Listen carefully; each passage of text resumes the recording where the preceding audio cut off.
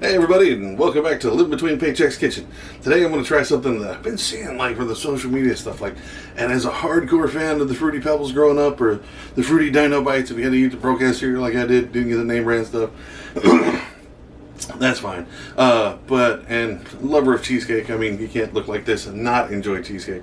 So we're going to try this. Before we do, be sure to like, share, subscribe, ring the little bell, get notifications when we do this on Tuesdays and Thursdays, and let's jump right into it.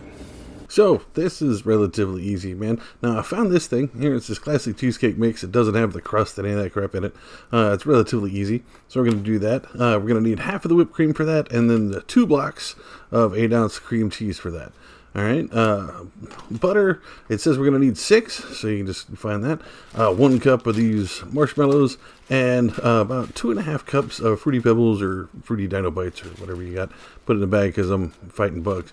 So, there you go. Oh, one more thing. You're going to need a pie plate. You can either get the glass one like this, is like $1 or $2, right? Or you can get the tinfoil ones for like $1.50. So here we go. Get you a nice pot, right? Get you that 6. Like I said, it shows right here where the tablespoon's marked on the side of the butter. Don't use margarine, use butter. Just put it in there. You're going to put it at about medium, maybe low, right? Medium at the highest. You don't want to scorch this stuff. So you turn that on. Right, look at my arm, and then you put it in there, and then 1 cup of the marshmallows. I supposed to use 1 cup. I used 1.5 cups just because I didn't think that was going to be enough with that much butter. That's a lot of butter, right? So if you've ever made Rice Krispie treats, this is the same thing, right? Get you a nice wooden spoon or plastic one so it won't stick too much, right? And just kind of poke it around as it's melting. Don't let the marshmallow sit on the metal by itself. Try to get that butter coating on everything because it'll stick to it. Like you can see some ones in the back right there.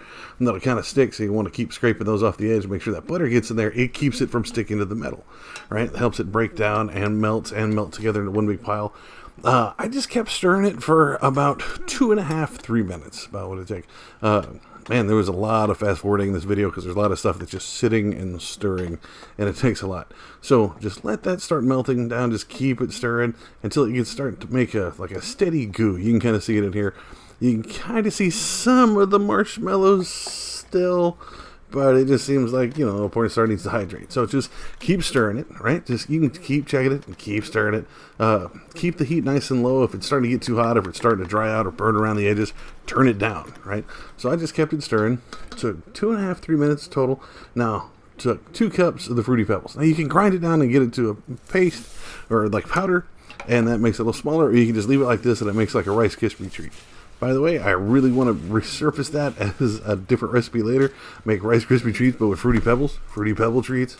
That sounds outstanding. So start stirring this around. Be sure to get all the Fruity Pebbles in there nice and coated. See, I think I added just enough of the Fruity Pebbles into this thing. Or, sorry, the Fruity Dino Bites. Mixed in there nice, where it's not overly saturated. Now, once you get everything nice and coated, before it cools off, just go ahead and put it right into that pie plate, man. You don't have to grease it or anything. Like I said, there's enough butter in that damn thing. It'll keep it done. So you get it all in there, then take you a spoon and just kind of mash it around. Don't want it too thin. If you make it and smash the cereal down into a powder, it'll make it, be careful because that's hot. And smash it down to a powder, it'll make it fine, kind of like the graham cracker crust, how it's like a dust instead of like a hardcore cracker. You can do the same thing here. I like leaving it solid, just fill in all the little gaps. I'm getting a little closer here so you can see what I'm doing. Just kind of pat it down, boop, boop, boop, and just keep going. Just keep pushing it around, make room for that pie. I didn't put it high enough on there. Now, get your 2 blocks of 8-ounce cream cheese. Now, you want to soften it. And you want to be able to get it out of this fucking package better than the end. This is such a pain in the tuchus.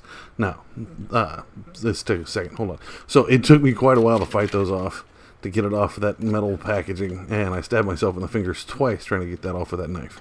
Now, once you get in there, to soften it, because you want to be able to stir it, put it in the microwave for about 15 to 30 seconds. Check it every 15 seconds. Give it a little stir, and it'll start getting softer. You don't want to just set it in there. I think mine took all total 1.5 to 2 minutes, stirring every 15, all right, to get it soft enough to be able to blend it. I probably could have done another 30 seconds. Now get that cheesecake mix, according to the thing of the box. Go ahead and just put it all in there. Make sure to get it all. I look like I'm cutting the world's biggest line, but just get it in there. Now stir it carefully. Like this powder will go everywhere. It's like working with powdered sugar. It just, a hard breath and it's all over you. Just poof. So just nice, and get it nice and stirred in. And at this point, it smells like a proper cheesecake, not like that Jello pudding cheesecake stuff. This is an actual, honest to God, cheesecake. You can get the smell to it.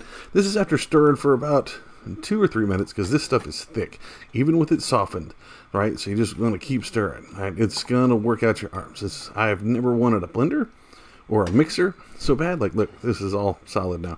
So you got to keep starting to break down those big chunks of that cheesecake as much as you can. It really hurts my arms. Means I'm just grown up now, because I'm looking forward to getting a blender or a mixer for my Christmas thing. So once you get it blended at least halfway there, get half of your whipped cream, like this whipped topping and stuff. You can use a can, I guess, but I just asked for half of one of these, and I think it was a 16-ounce thing, so you're looking at like 9 ounces of this stuff.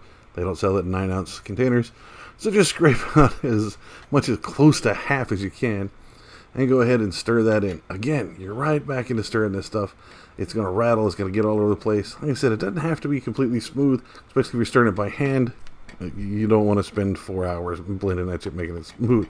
So get it nice and smooth in there, get it stirred around, get it nice, get it fully blended to where you can't tell the whipped cream from the cheesecake and stuff. Like I said, the lumps will soften out in the fridge when you're sitting it down.